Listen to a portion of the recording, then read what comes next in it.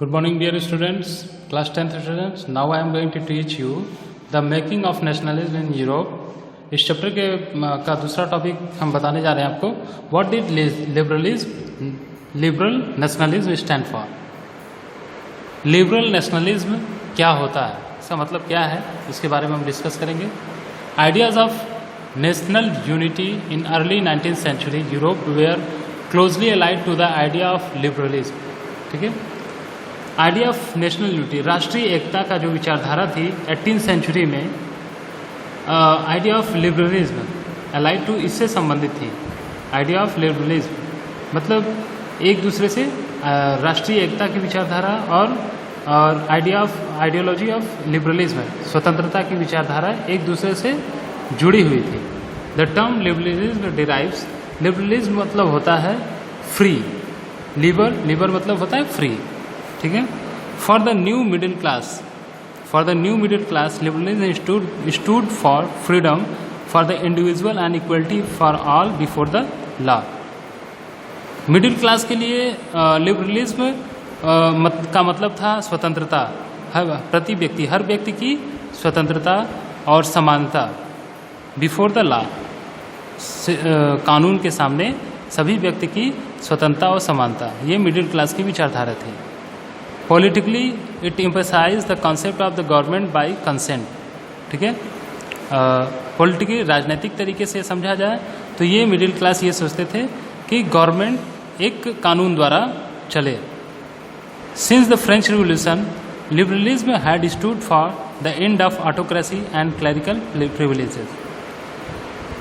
French revolution के दौरान जो लिबरलिज्म था, जो उदारवाद था, उसका मतलब था कि ऑटोक्रेसी और क्लरिकल प्रिविलेजेस, जो राजशाही शासन था और जो विशेषाधिकार मिले थे हाई क्लासेस को, उनको समाप्त करना था. A constitution and the representative government through parliament. और उसका फ्रेंच रिवॉल्यूशन का ये भी मतलब था कि एक कॉन्स्टिट्यूशन बने, एक संविधान बने, रिप्रेजेंटेटिव गवर्नमेंट थ्रू पार्लियामेंट, और रिप्रेजेंटेटिव कॉन्स्टिट्यूशन और रिप्रेजेंटेटिव गवर्नमेंट बने जो एक पार्लियामेंट के द्वारा चले. 19th century liberals also stressed the inviolability of private property.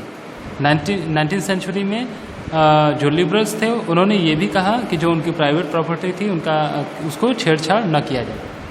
Yet फिर भी equality before the law did not necessary stand for universal suffrage.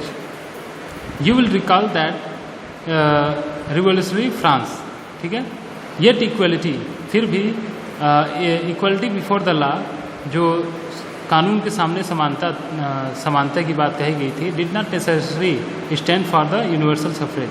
वो यूनिवर्सल सफरेज के लिए the right to vote, universal suffrage मतलब होता है राइट टू वोट, वो right to vote के लिए नहीं था.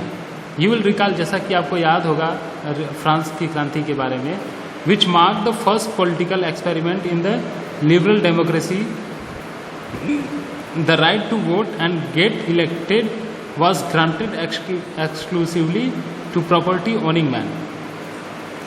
फ्रांस की क्रांति के दौरान which marked the first political experiment, जो कि फर्स्ट पॉलिटिकल एक्सपेरिमेंट किया गया था लिबरल डेमोक्रेसी में, the right to vote and to get elected was granted exclusive property owning. ये राइट टू वोट और जो इलेक्टेड पर्सन होते थे उनको बस राइट टू वोट और इलेक्टेड जो थे बस प्रॉपर्टी, जिसकी निजी प्रॉपर्टी होती थी, उसी को अधिकार दिया गया था राइट टू वोट के लिए. Man without property and all women were excluded from the political rights. सभी मैन और वोमेन जो थे, उनको, जिनके पास प्रॉपर्टी नहीं थी अपनी, उनको वोट से बाहर रखा गया था, राजनीति से पॉलिटिकल से बाहर रखा गया था. Only for a brief period under the Jacobins did all the adults males enjoy suffrage. ठीक है, संक्षिप्त में कहा जाए तो did all the adult male enjoy suffrage. सभी जो एडल्ट मेल होते हैं, पुरुष होते हैं, बस उन्हीं को अधिकार दिया गया था, जिनके पास अपना प्रॉपर्टी हो उन्हीं को वोट देने का अधिकार दिया गया था. However the Napoleonic code went back to limited suffrage and reduce women to the. फिर उसके बाद क्या हुआ, नेपोलियनिक कोड आया और उसने महिलाओं के अधिकारों को, वोट देने के अधिकारों को समाप्त, वोट के अधिकारों को कम कर दिया गया और महिलाओं के पावर को भी, जो सामाजिक स्थिति थी उनको भी, सामाजिक और पॉलिटिकल कंडीशन था उसको भी कम कर दिया। Status of minor subject to the authority of fathers and husband, और वो उनको बना दिया फादर्स, पिता और पति के अधीन बना दिया। Through out the 19th and early 20th century, women and non-propertied men organized opposition movement demanding equal political rights। पूरे 19th सेंचुरी में वुमेन और जो मैन थे, जो नॉन प्रॉपर्टी मैन थे, जिनके पास कोई संपत्ति नहीं थी, वो अपने अधिकारों के लिए संघर्ष करते रहे और पॉलिटिकल इक्वल राइट्स की मांग करते रहे।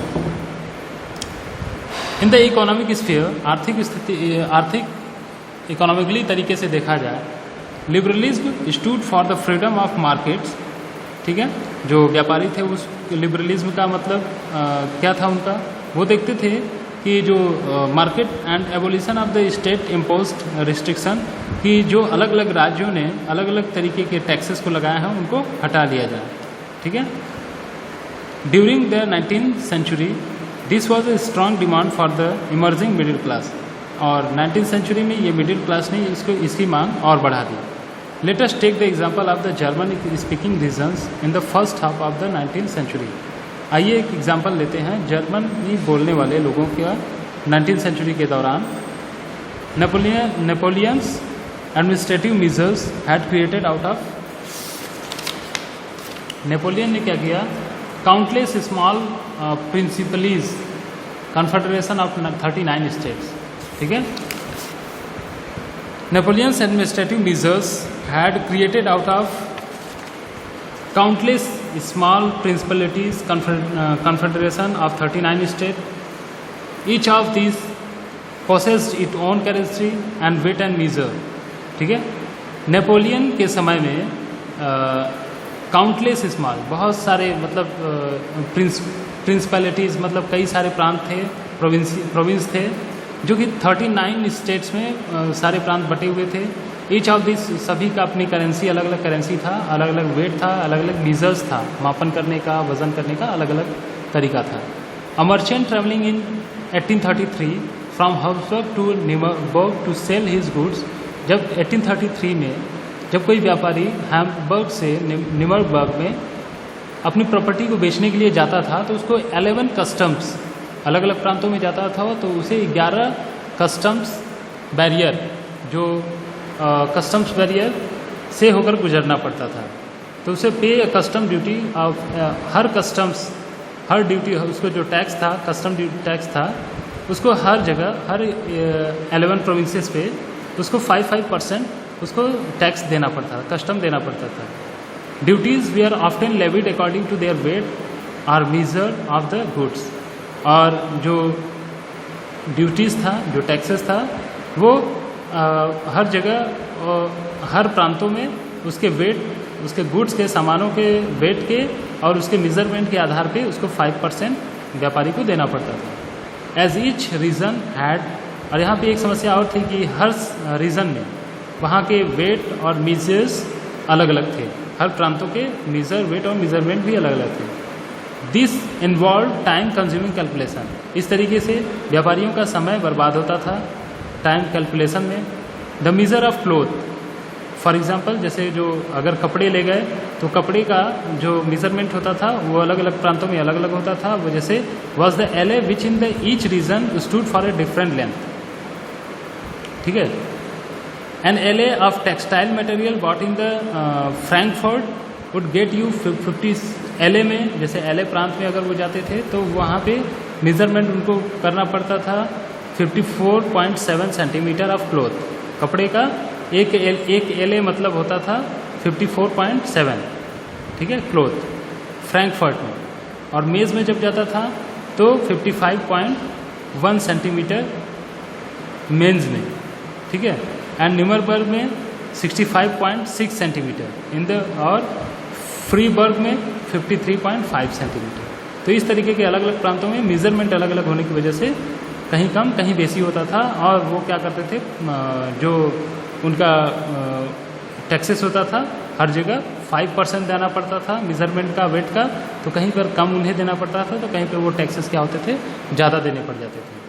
उससे वो उनका समय भी बर्बाद होता था कैलकुलेशन में। तो इस तरीके से व्यापारी चाहते थे कि इकोनॉमिकल यूनिफाइड भी किया जाए।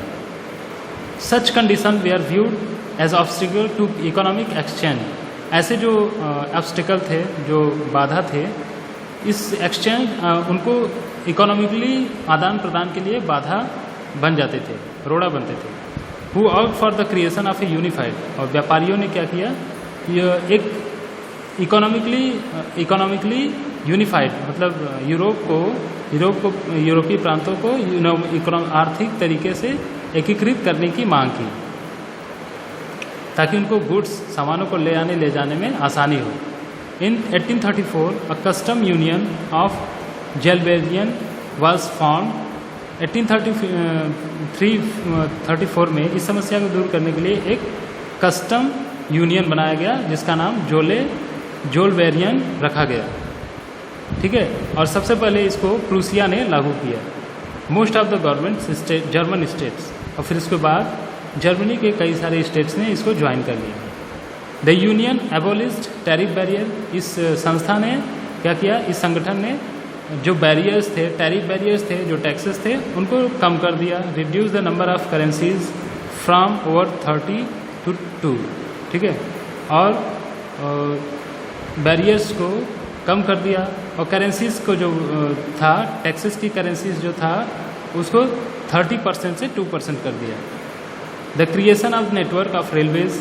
रेलवे के नेटवर्क को बढ़ाया गया। Further stimulated mobility. इससे उनको व्यापारियों को गुड्स को, सामानों को एक जगह से दूसरे जगह पे ले जाने में आसानी होने लगी। Harnessing economic interested to national unification. ठीक है, इकोनॉमिकली तरीके से इस तरीके से देशों को नेशनल यूनिफिकेशन, इस राष्ट्रों को जोड़ा गया। ठीक है, इस तरीके से रेलवेज और कई सारे कस्टम्स को कम करके, कस्टम्स को एक बना करके इकोनॉमिक यूनिफिकेशन किया गया। A wave of economic nationalism strengthen the wider nationalist sentiments growing at the time. Economic waves ने, okay, a wave of economic nationalism strengthened the wider nationalist sentiment growing at the time।